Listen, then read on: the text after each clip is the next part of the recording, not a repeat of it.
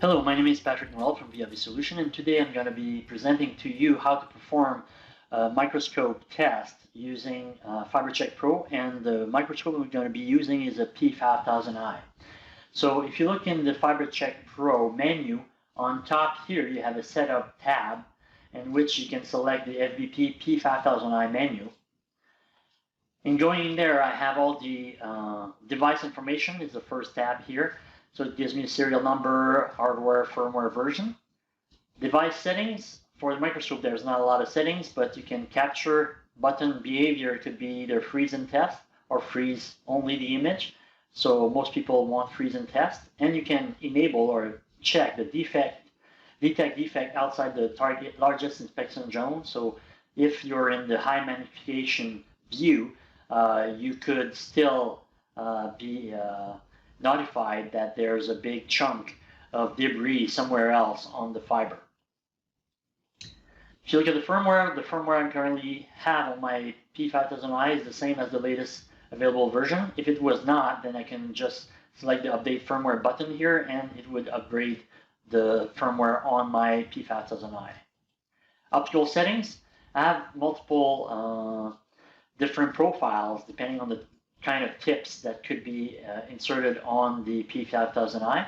So if I select one of those tips that are on the device here, the standard tip BAP P1, then I can do edit here, and then what it's going to do is going to allow me to change the settings of the optical settings of this profile.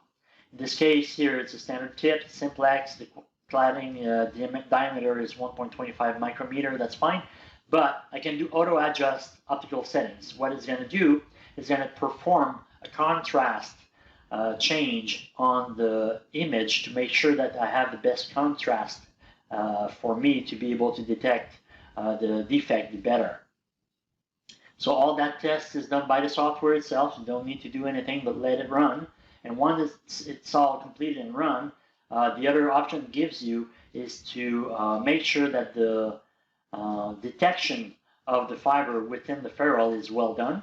So what you can do is you can move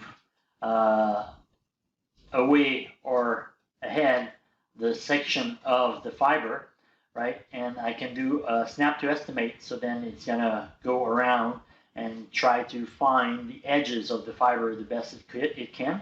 Once all this is done, I can just click OK, and it's going to save those settings into that profile on my microscope.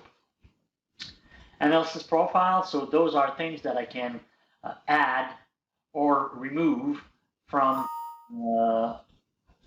the microscope, right? So that's pretty much what I can do with this. I can move that profile in the list higher or lower, right, on the list of the device. And then I can go into delete here if I want to delete it from my microscope. The USB settings, usually people leave it at auto, so you can do USB 1 or USB 2, but auto will negotiate and find what are the ports settings for each of the USB port on your laptop and let you know which one it's connecting into. Licensing, so those are the licenses that are on the P5000i currently. The one that is usually not necessarily there is the FiberCheck Mobile to allow the microscope to connect to a phone or a tablet for the P5000i.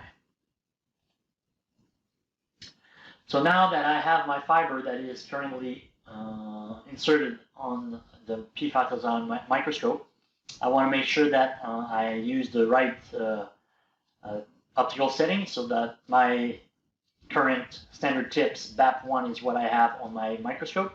I can change the profile to whatever kind of connector I am looking at. Right now it's a single mode UPC. I can play with the magnification, so I can have a lower or a higher magnification. By default it's going to be auto center. So once all that is set correctly, then I can do a test. Of course, I'm seeing that there are things in the microscope that are telling me that I have a big chunk here. It's far away, so it's not declaring it as bad. but here I do definitely have a big chunk that is in the cladding that I cannot ignore. So it's definitely a bad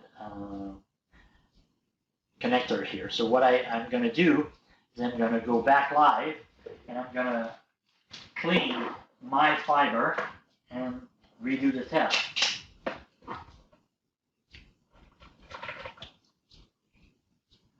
Right now I still see something on there. So what I'll do is I'll try to remove it again. I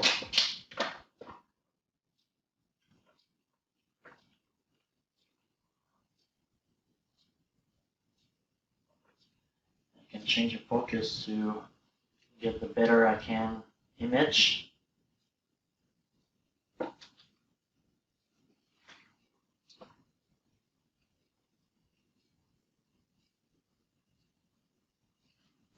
And now once I have this here, I can redo the test. In that case here, you see that the particles that are there are not too big, meaning that they are passing the IEC standard. So I can declare this as a viable fiber.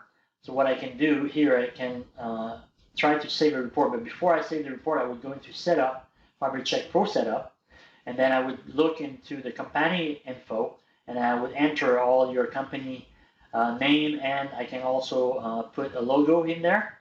And then I would go into the job and enter all the information that are related to that connector, right? And once all this is filled out, I can go OK, and then I save the report.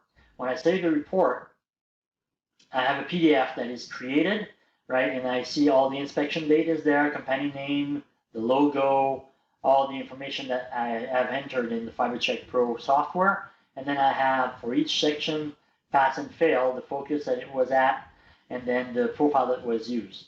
All that is saved, so I can save it here, and then I can call it, by default, it's going to use all the information that is currently in the FiberCheck Pro software, but I can change it to whatever I like. If I say a pass, I'll call it pass.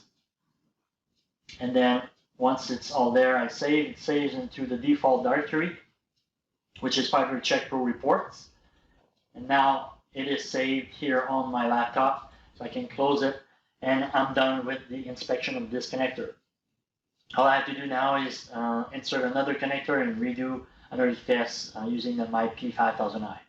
Hope this helps, and you can get and see a lot more Viavi how-to videos on our website. Thank you very much, and have a great day.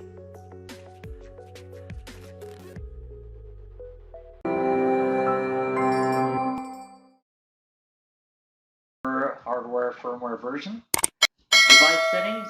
For the microscope, there's not a lot of settings, but you can capture button behavior. It could be either freeze and test or freeze